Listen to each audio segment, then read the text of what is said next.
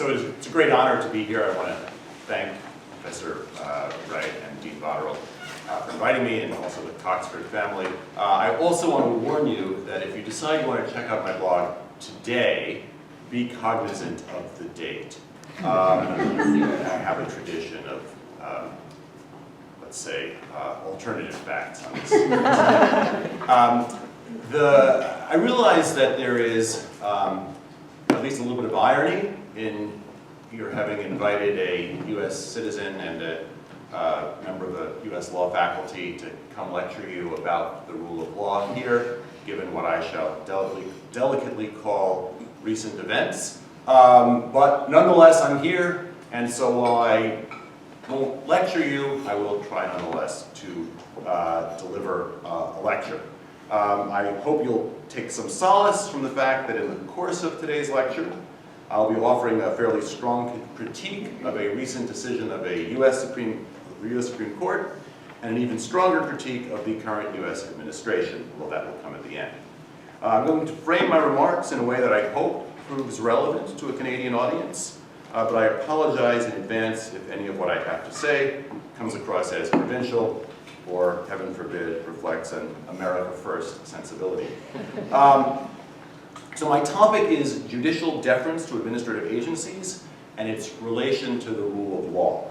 I'm going to be critiquing a decision last year by the U.S. Supreme Court in a case called Loper Bright Enterprises against Raimondo, which rejected a long-standing practice under which United States courts deferred to reasonable agency determinations of unclear statutes. The prior practice in the U.S. Existed under what was called the Chevron deference doctrine, which is broadly similar in its outlines to the Canadian practice, at least after cases like Vavilov, although I recognize there are differences of nuance, both in what deference entails and in how it's practiced. But because my aim is to use the majority opinion in the Loper Bright case as more of a jumping off point, a foil, for some comments about the relation between deference and the rule of law, I'm not going to focus on the exact differences and similarities between U.S. and Canadian law on this point, but I do think that familiarity with the Canadian administrative law decision should provide some familiarity with my topic, even if it doesn't make what I have to say more persuasive. So anyway, in this Loper Bright case, the U.S. Supreme Court rejected the practice of courts deferring to reasonable interpretations of unclear statutory language by agencies for two main reasons. First, the court concluded that such deference was inconsistent with the express command of the Administrative Procedure Act, or APA. That long-standing federal statute includes a provision stating that a court reviewing agency action, quote, shall decide all relevant questions of law, interpret statutory provisions, and determine the meaning or applicability of the terms of an agency action. This provision, the Supreme Court said in Loper Bright, had been wrongly ignored under the Chevron doctrine for 40-some-odd years. I'll focus most of my attention, however, on the second reason the Loper Bright Court gave for overruling Chevron, the suggestion by the majority and the outright assertion in two concurring opinions that when the text of a statute is unclear as applied to some set of facts, the constitutional principle of separation of powers requires that judges, not administrative agencies or anybody else, must resolve the uncertainty, and in the words of our Chief Justice John Marshall in Marbury against Madison, quote, say what the law is. That claim, I'm going to argue, is mistaken. Now to be clear, I don't contend that Marbury itself or the institution of judicial review is mistaken or problematic, nor do I deny that judges often must say what the law is.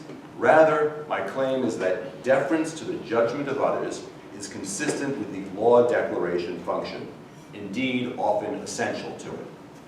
Now, a conventional defense of judicial deference to reasonable agency decisions argues that interpretive deference is permissible because it can be reconciled with the judicial law declaration function. I agree with that view, which I'll expound in greater detail momentarily, but I intend to go further. I'll argue that deference to the normative views of other legal actors should not be deemed merely legally permissible, but absent countervailing considerations, preferred. I'll take a somewhat winding road to get there, but my end point will be the contention that the very essence of the rule of law is the willingness of actors, including not only primary actors, such as natural persons in their daily lives, or firms in their business decisions, but judges in doing their job of deciding cases, to subordinate their own judgment to an external authority. I'll conclude with a few words about whether, despite what I regard as the persuasive logic of my argument, the current moment is the wrong time to make it, or at least the wrong time to make it with regard to the United States. After all, with the president aggressively asserting executive power, more fitting to an authoritarian strongman than an elected public servant, now might seem the right time to defend judicial independence and thus reject deference to the output of executive branch agencies. I shall explain why that worry mostly misunderstands what the current U.S. administration is attempting to do. So the Loper-Bright case divided the U.S. Supreme Court along ideological lines. 6 conservative justices voted to overrule the Chevron doctrine, while 3 liberal justices voted to retain it.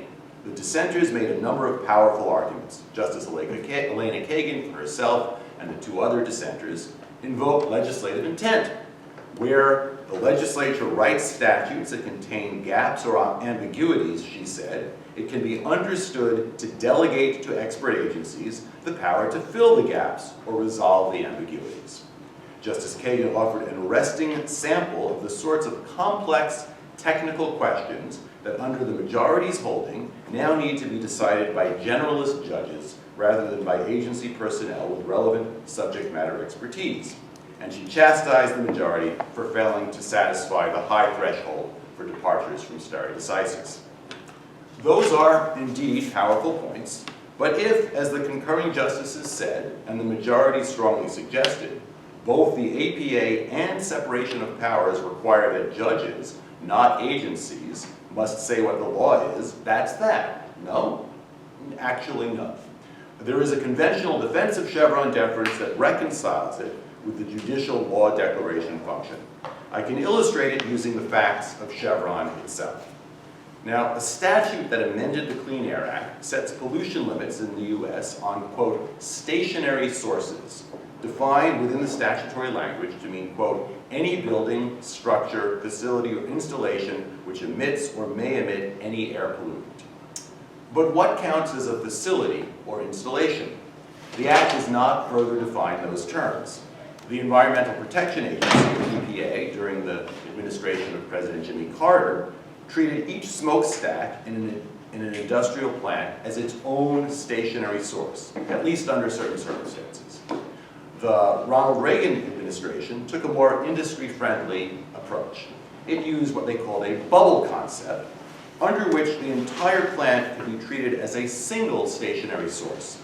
Thus, a cleaner than average smokestack, if its emissions, you could use the emissions of a cleaner than average smokestack to offset a dirtier than average smokestack that, under the Carter standard, would have triggered additional regulatory obligations. Right? The Supreme Court in the Chevron case held that the Reagan administration's bubble concept was a reasonable interpretation of the unclear statutory term stationary source, but in so doing, it made clear that the Carter administration's individual smokestack approach was also reasonable. So this is what that looked like. Right on the left, you see that's the Carter administration's approach. Each of those smokestacks has to comply with the effluent standards. On the right, as long as on average it complies, that's good enough. And so one dirty smokestack isn't going to get you additional regulatory requirements. The Loper-Bright majority stated that although it was overruling the methodological approach of the Chevron case, it was not disturbing any particular past rulings applying the Chevron doctrine to uphold any particular regulations, at least not yet. Nonetheless, we can get a sense of what the court meant in Loper-Bright by applying its methodology to the facts of Chevron itself. If faced with those facts in a case of first impression, presumably the Loper-Bright court would have said that its job is not to adjudicate whether the bubble concept is a reasonable understanding of the statutory term stationary source, but instead to definitively declare the meaning of the term stationary source. Under this approach, jurists would use their standard interpretive tools to determine whether stationary source means each smokestack counted one by one, the bubble concept, or perhaps something else.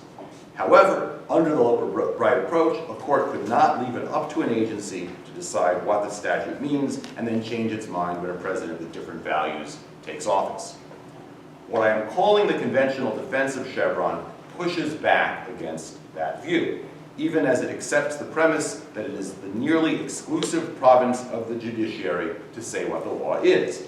According to the conventional defense, a court applying Chevron can be understood as saying what the law is by giving a different account of what, or perhaps where, the law is.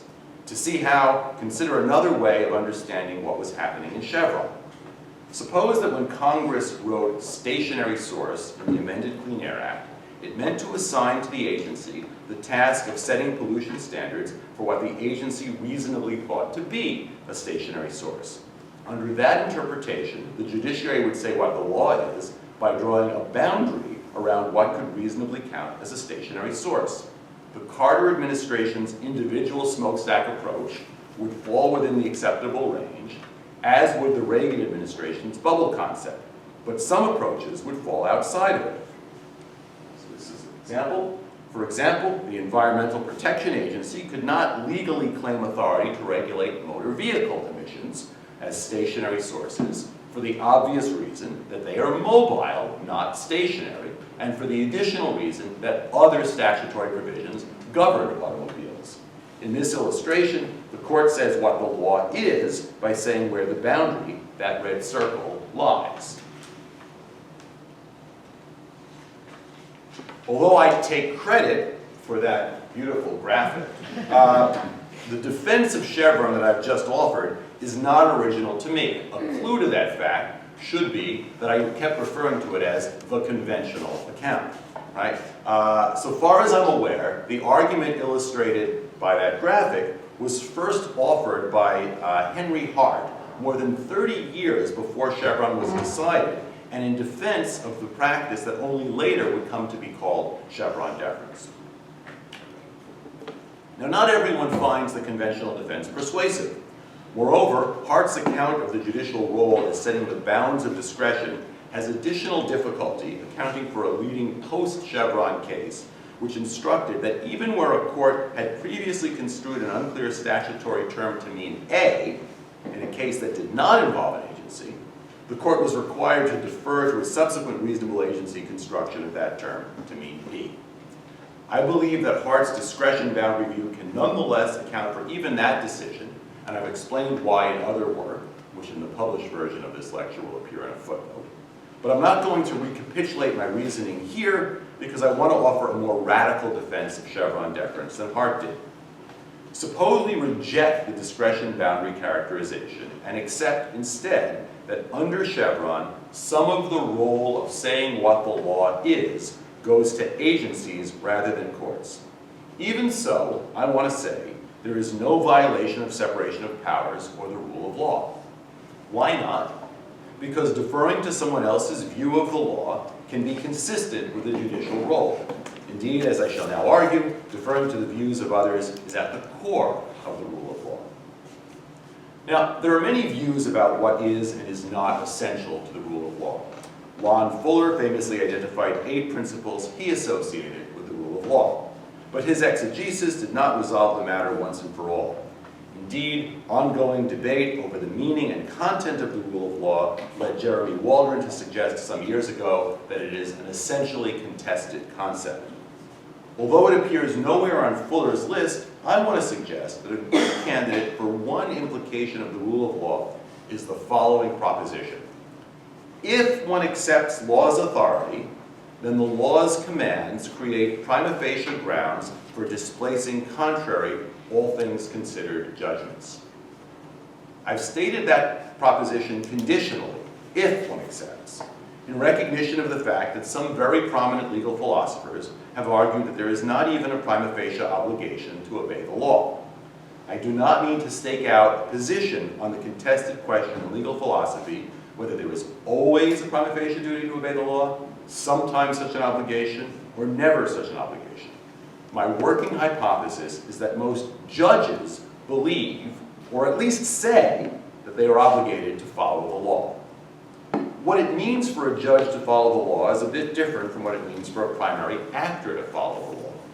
When the law forbids primary actors from stealing, John Doe follows the law by complying with it, that is, by refraining from stealing. Judge Mary Smith follows the law by applying the law of theft. Even if Judge Smith thinks that the defendant, Jean Valjean, presents a sympathetic case, she will instruct the jury on the elements of theft and any possible defenses, such as necessity, but she will not simply say that the law forbidding theft does not exist or can be ignored. Judge Smith might wish the law were different or contained a more generous set of defenses. She might therefore even bend the law or construe it creatively, but when push comes to shove, she will feel obligated to follow a sufficiently clear law, notwithstanding any contrary druthers she might have as a normative matter. Despite the controversies over the existence and extent of the duty to obey the law that I've noted, I do not regard what I have just said about judges' obligations to follow the law as controversial. Perhaps there are some adherents of an extreme version of natural law who think that judges are never bound to reach a judgment they think different from how they would resolve the case on an all things considered normative basis if there were no applicable law. But if so, they strike me as outliers, even among scholars, and even more so among judges themselves. To be clear, I acknowledge that, of course, the law is often highly underdeterminate with respect to important cases. When that is so, judges will fill in gaps and resolve ambiguities in ways that reflect their own values. Moreover, appellate review, especially in apex courts, has a selection bias for cases in which the pre-existing formal legal materials are underdetermined. I am not a formalist who thinks that judges mechanically apply the law. My point is simply that one can see the commitment I'm associating with the rule of law in anyone who thinks the law is sufficiently determinate over some range of cases to at least occasionally rule out a contrary, all things considered, judgment. Indeed, even the most pragmatic legal realists who have sat on the bench recognize this kind of authority of the law. For example, Judge Richard Posner has said that he decides cases, or he did when he was an active judge, by first figuring out what a sensible, all things considered resolution of the dispute would be, and then he looks to see whether the formal materials of the law block that result. If not, he imposes it in the name of the law. Now that's an extreme, some would say cynically legal realist view for a judge, but note that even Judge Posner allowed that there are resolutions the law rules out, and that in virtue of his obligation to follow the law, he therefore cannot reach. The point is probably obvious, but it is worth drawing out. The very essence of the rule of law entails subordinating a judge's all things considered druthers, that is, deferring to somebody else's judgment. That somebody else could be the people who proposed and ratified a constitutional provision, the legislators who enacted a law, the agency personnel who promulgated a regulation, or some other actor. Whoever made the judgment that binds the court, the key point is that abiding by law demands deference. Hold on, I can see an objection. When judges subordinate their all things considered judgment to the judgment of the legislature or the people via the Constitution, they are recognizing the power of other bodies to make law. They are not deferring to some other actor's understanding of what the law means. Thus, an objection to my reliance on the rule of law goes, the opinion of Chief Justice Roberts in the Loper-Bright case does not say that judges get to disregard the law. It says only that judges get to say what the law, as made by the people in adopting a constitution or the legislature in enacting a law, means. Well, that's fair enough. However, in actual practice, courts sometimes defer to other actors about not only the existence of law, but its meaning. For example, I'm going to give you two examples from the US and then a couple more general examples. In the US, when a person who is incarcerated pursuant to a state court conviction brings a habeas corpus petition in one of our federal courts, claiming that their conviction resulted from a legal error, the federal court is statutorily barred from granting the writ unless the state court ruling, quote, involved an unreasonable application of clearly established federal law. Likewise, under the judge-made doctrine of qualified immunity, U.S. courts even defer to legal interpretations by police officers, school principals, and other non-judicial legal actors sued for civil rights violations. Such a lawbreaker will escape civil liability unless at the time of the violation it was, quote, clearly established that the defendant's conduct was unlawful. In each setting, a judge who thinks that the law means X will defer to another actor's determination that the law means Y, so long as Y is reasonable, even if by the judge's lights incorrect. Now, it might be objected that in the habeas and qualified immunity settings, the court is not actually deferring to state courts or civil rights defendants. Rather, in each case, the court hearing the case decides for itself what the law means, but to vindicate countervailing principles of federalism, finality, and notice, the court under-enforces that meaning. A holding that a state court erroneously but reasonably misapplied federal law does not establish the meaning of federal law for future cases, nor does a holding that a police officer or a school principal acted reasonably and thus is entitled to qualified immunity establish the law going forward. Thus, the objection goes, neither of these examples involves a court deferring to another legal actor about what the law is. I'm not prepared to concede the point, mostly because the effort to distinguish habeas and qualified immunity cases that I have just outlined is closely analogous to the conventional boundary drawing defense of Chevron deference that I offered in the drawing. If a court deciding a habeas or qualified immunity case is not really deferring, then neither is a court that gives Chevron deference really deferring. Defenders of the Loper-Bright approach cannot have it both ways. They can't reject the boundary maintenance theory of Chevron that renders it consistent with an exclusively judicial power to say what the law is, while also asserting a boundary maintenance theory of habeas and qualified immunity cases in order to maintain that courts never defer with respect to legal meaning. But in any event, even if I were willing to concede the point, habeas and qualified immunity cases are not the only examples of courts deferring regarding meaning. Consider another example. Lower courts routinely accept, we say they are bound by, legal rulings of higher courts. If the Supreme Court of Canada reverses a judgment of the Court of Appeal for Ontario, the Ontario justices who ruled the other way are unlikely to be persuaded that they were mistaken, but they nonetheless accept that in any further proceedings in that case and in future cases, they must accept the legal determination by the Supreme Court. Yet surely no one thinks that that practice violates any principle reserving to judges the province and duty to say what the law is. The practice of vertical stare decisis shows that it is possible to say what the law is by accepting someone else's view of what the law is. Meanwhile, horizontal stare decisis, the practice by which courts follow their own prior precedents, has a very similar form to the old Chevron doctrine. Courts occasionally overrule their own precedents, but mere disagreement with a prior precedent is not a sufficient ground for doing so. The old precedent must be very wrong. In the US, the official standard is that it must be unsound in principle and unworkable in practice. That cashes out to something like saying that courts will follow their past precedents so long as they are not unreasonable interpretations of the law, which sounds a lot like deference. Now, could a clever lawyer find some way to distinguish each of my examples from deference to administrative agencies? Of course. I acknowledge that each category of cases in which courts subordinate their best judgment of what the law requires to someone else's view is different in some way or another from deferring to an administrative agency's construction of a law. In each example, and in others we might consider, there is some distinctive functional justification for a court subordinating its best judgment to the judgment of some other actor. But the variety of ways in which courts defer to other legal actors belies the claim that there is some categorical reason why courts cannot also defer to reasonable agency determinations of law, at least if there is a good functional justification for that kind of deference.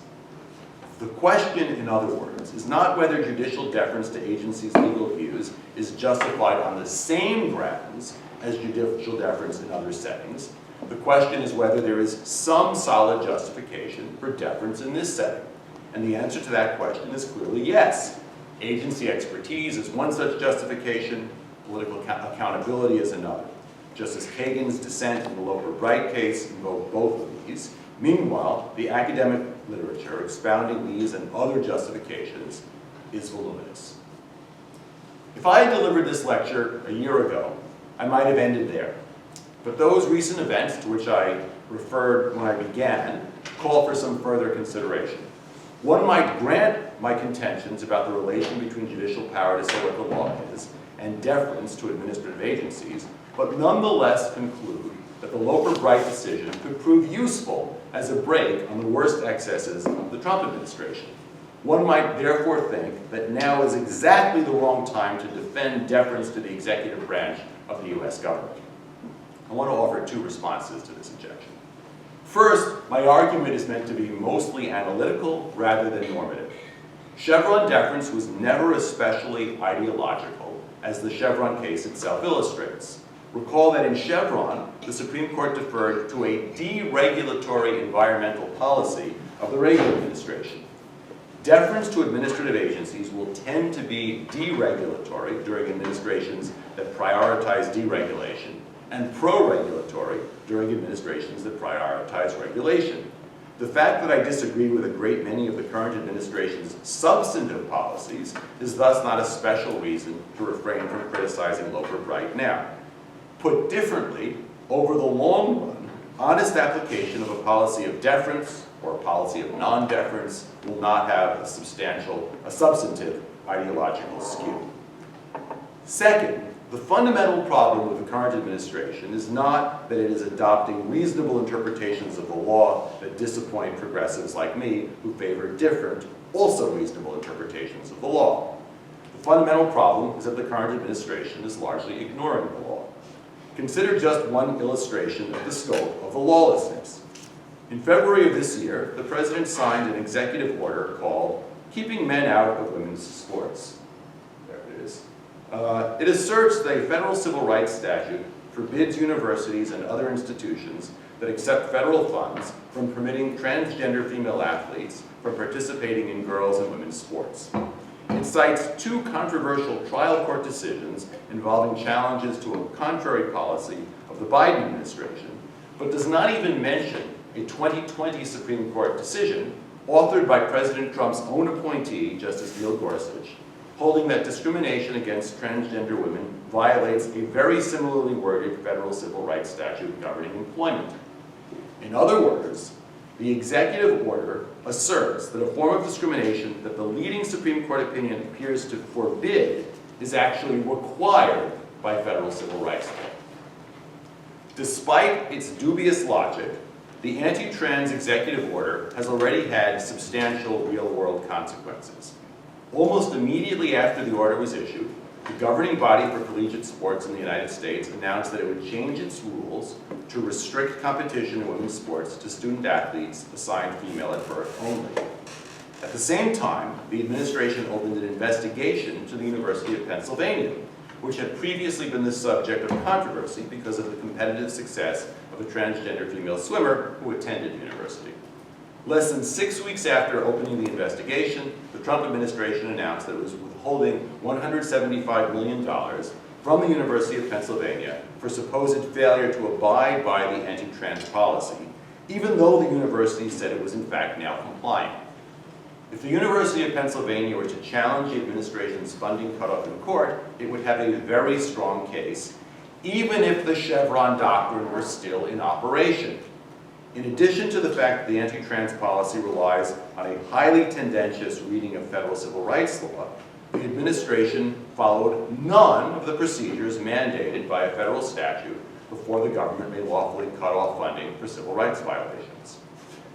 The applicable federal statute, I don't expect you to read all that, requires program-by-program evaluation of violations of alleged civil rights violations, alleged civil rights violations, by federally grant-funded entities.